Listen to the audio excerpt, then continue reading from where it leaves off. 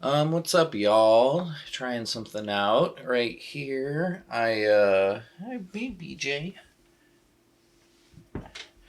Kind of going off the top of the dome, but it's also kind of the things I was thinking about in my shower, and it's like bedtime shower. It's always a lot of good thinking. Truly, a lot of like improvements and realizations I've had about myself in the last since COVID has come, especially during my night shift quarantine era. A lot of that has come late night, like 3, 4 a.m. showers. It's prime thinking conditions, I think, is what it is. But right now, I was just thinking about there's been a lot of, I feel like the last few months, I've kind of been at a loss of, no, I'm not at a loss for words. I'm not looking for words. I don't know what I want to say. But I do find myself like unable to fully articulate where I'm at and the emotions and a lot of the trains of thoughts, and I think I'm just less confident in myself and like more second guessing and more really just feeling on shaky grounds and unsure, which I think makes it harder for me to like share openly. Like I feel like a lot of the grief cores have slowed down, and maybe this is interesting to you because your perception of me is that I can share freely and openly in a way that maybe you want to be able to. Um, I think that's probably like, it's a reaction I've gotten before. But I do also struggle with times of just like not finding the words or feeling like worried or feeling like in places of fear. And I think I've just been really reflecting on fear a lot. Because it definitely was a big part of Riley's life and mental illness, and just like I think part of their addiction as well. And so, yeah, thinking about fear, and I've been trying to like conceptualize where I'm at right now. And I was thinking about a pangolin. So this is a pangolin. This was my sixth grade project. I love how like being a kid is just picking out an animal that is yours. And I remember many like debates and like arguments about who claimed what animal. I think I remember koalas being a big one that was contentious. Like maybe did I try and claim koalas, but then someone else wanted it more? I don't think so. I do remember in second grade I had to pick an animal and I got the sperm whale, and I don't know how much like I knew what sperm was at that point. I think I might have and like knew it was funny, but I'm sure like my family and older siblings and Papa thought it was funny. But sperm whales I picked in second grade, but sixth grade was the pangolin. And if you don't know, they're actually like one of the most trafficked animals and like poached animals in the world. They're in Africa and Asia, and the main reason I picked it is because it's weird, like and funny. Um, but it's really cool because I was thinking about just like doing the pangolin and like always being able to bring up like most people haven't heard of it and they think I'm saying penguin wrong at first, which is always kind of funny mix up. Um, but they're kind of like an armadillo and an anteater combined, and they can like roll up and they have all these shells.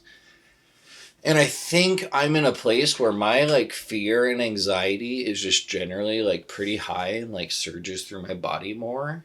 And in the wake of Riley's death, and I think I've really been like pangolined up and really protected, and that's definitely a way that I've been a lot of my life. And not always, and it's something that comes in waves, but it's been a annoying part of my life, like reckoning with my fear and just like also realizing that a lot of fears are really more imagined and more come from within than come from without.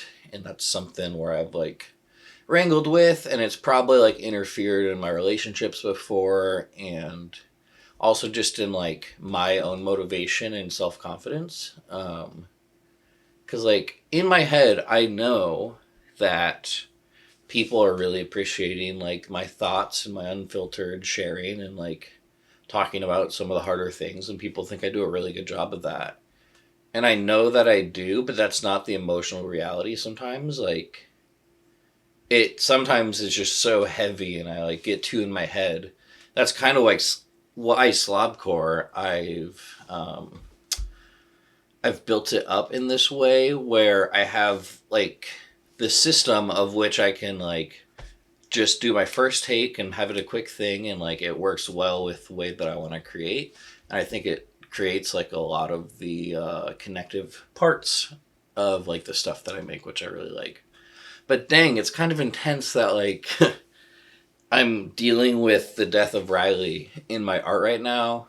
Cause I was just thinking like Mark Maron, he like got to interview Barack Obama and be a stand up for years before he had to like publicly grieve on a podcast. And I'm just like just learning how to like make friends and like kind of let go of some of my social anxiety. And that's probably silly because I do have a lot of friends, but it's like reckoning with like adulthood and working and not having things like school or college where you can like have these shared spaces. And so I also love pangolins because one of my best friends, Jenna, who I met in college, she was like always wanted to work with animals and stuff, and we did a lot of biology stuff together. Apparently we were always doing like partner work, and according to her, like I would just take the work and do it, and she was really appreciative, which that does track. I totally was that guy with like group projects. I don't think I'm actually that good at like working in a group, and I just like did it my way and was able like to share whatever. But anyway, Jenna, I remember telling her about this pangolin drawing, especially when after college she was working, doing like conservation work on pangolins and like one of the few spots in the U.S. that does it. And I just thought that was so cool and like such a fun little synchronicity, which is always just like one of the most fun things about friends and like learning about people is you just learn like how much you have in common and what little connections. And that was definitely something that Riley really treasured. And Riley also really loved Jenna and also Jeremy, another one of my best friends, and Jenna's husband.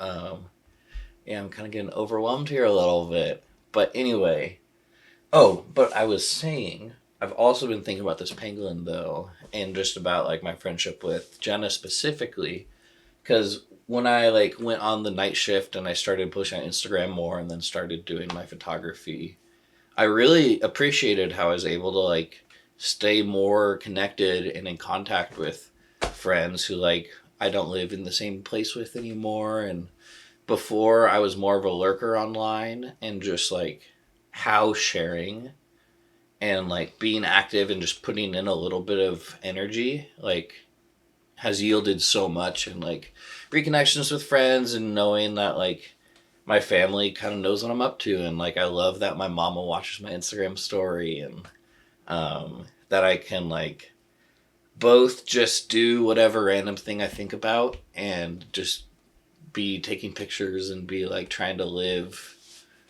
my life out loud a little more, I think is how I've phrased it.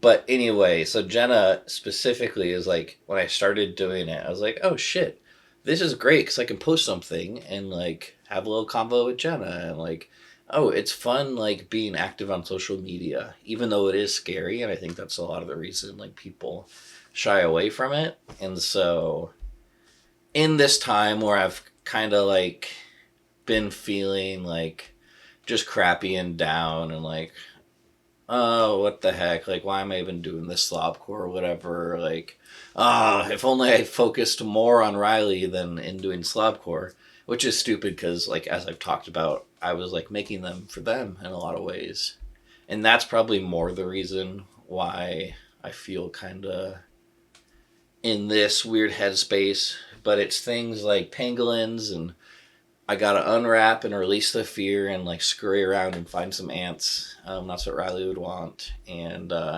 it's nice that I know what to do and I need the space and I need the protection. But I think right now it's just like it's been so traumatic the whole experience and losing Riley. That's just like makes sense that my hackles are raised and I'm like going up into a little pond, going protecto mode. Um, but I think it's time to make like this little guy. And I even included the hand. Oh, also the border was so good. Oh, that's the other thing. This is all over the place. This border is one of my favorite parts. It's just a little long tongue. And I was so happy because I had told Jenna about this for years, but I could never find it. But when we were getting our house ready to sell, we finally found it. I'm so happy to have it up.